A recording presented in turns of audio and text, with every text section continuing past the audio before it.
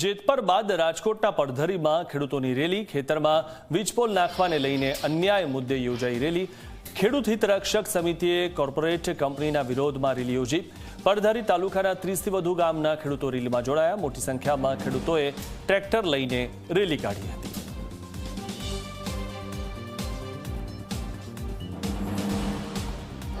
મોરબીના જેતપર બાદ હવે પડધરીના ખેડૂતો છે કે તેઓ પણ આજે આંદોલનના માર્ગે જોવા મળી રહ્યા છે। પડધરી ખાતે જે રીતના આજે 30 ગામના ખેડૂતો છે કે તેમને આજે ટ્રેક્ટર રેલીનું આયોજન છે તે કર્યું છે। ખેડૂત હિત રક્ષક સમિતિ દ્વારા આ રેલી કાઢવામાં આવે છે અને આ રેલીની અંદર મોટી સંખ્યામાં ખેડૂતો છે તે અહીં જોડાયા છે। આપણી સાથે રમેશભાઈ પટેલ છે, તેમની સાથે વાત કરીશું। રમેશભાઈ, ખેડૂતોની રેલી કાઢવામાં આવી, શું મુખ્ય માંગ અને કઈ રીતના આ રેલી ક્યાં સુધી કાઢવાની છે? જ્યાં સુધી માંગણી ન સંતોષે ત્યાં સુધી આંદોલનો, ધરણાઓ અને રેલીઓ ચાલુ રહેશે।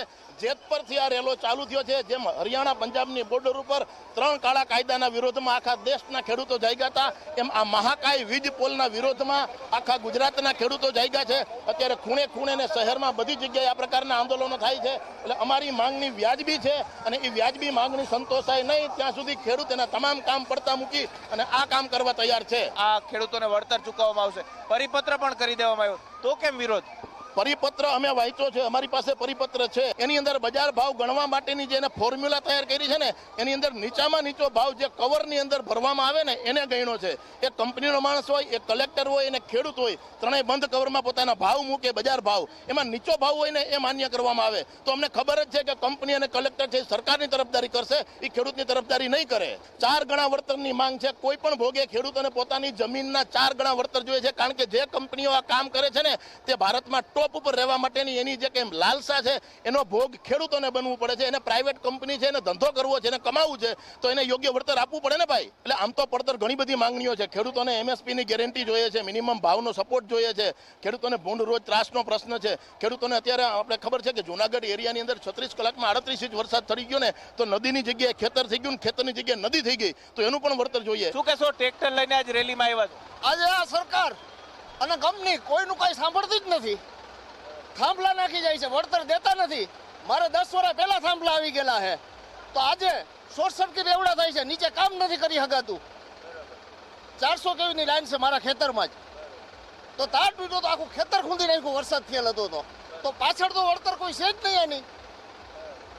અત્યારે સરકારે એવું કીધું કે વળતર જંત્રી મુજબ નહીં પણ બજાર કિંમતે, કઈ રીતના જુઓ? આમાં લોલીપોપ છે।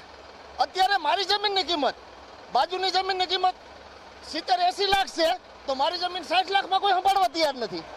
આજ 2011માં થાંભલો આવી ગયેલો છે 400 કેવી। આજ 2011માં તેમના ખેતરની અંદર વીજ કંપની દ્વારા થાંભલા છે તે નાખવામાં આવ્યા હતા અને હવે આ વિરોધ છે તે અહીં જોવા મળી રહ્યો છે। થાંભલા આવે છે એનું અમારે દર મહિને ભાડું જોઈએ।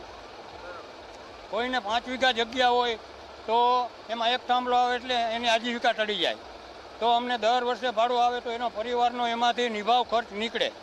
અને એકવાર અમને પૈસા આપીને જે વળતરનું એ લોકો કહે છે છૂટી જાય, પછી અમારે તો એ જગ્યા ગઈ, એ કોઈ મફત રાખે નહીં। એ લોકો યુનિટના ભાવ વધારે એટલે અમારું ભાડું વધવું જોઈએ, જમીન અમારે દઈ દેવી ના જ નથી, ભલે એ વિકાસ કર્યા રાખે।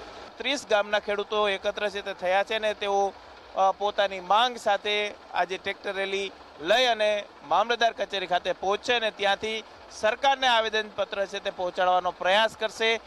જે રીતના સરકારે વળતરની જાહેરાત કરી છે, આ વળતર પણ તેમને અમાન્ય નથી તેવું સ્પષ્ટ રીતે કહેતા જોવા મળી રહ્યા છે। અને સૌથી મહત્વની વાત એ છે કે વીજપોલ જે ખેતરોમાંથી પસાર થઈ રહ્યા છે, વીજ વાયરો જે પસાર થઈ રહ્યા છે અને તેના માટે જે પોલ ઊભા કરવામાં આવે છે, તે પોલને કારણે તેમના ખેતરની અંદર ખૂબ જ મોટા પ્રમાણમાં નુકસાન છે તે થઈ રહ્યું છે તેઓ સ્પષ્ટ રીતે કહેતા જોવા મળી રહ્યા છે। હવે સરકાર ખેડૂતોના રોષને કઈ રીતના ઠારવાનો પ્રયાસ કરે છે તે પણ જોવું સૌથી મહત્વનું રહેશે।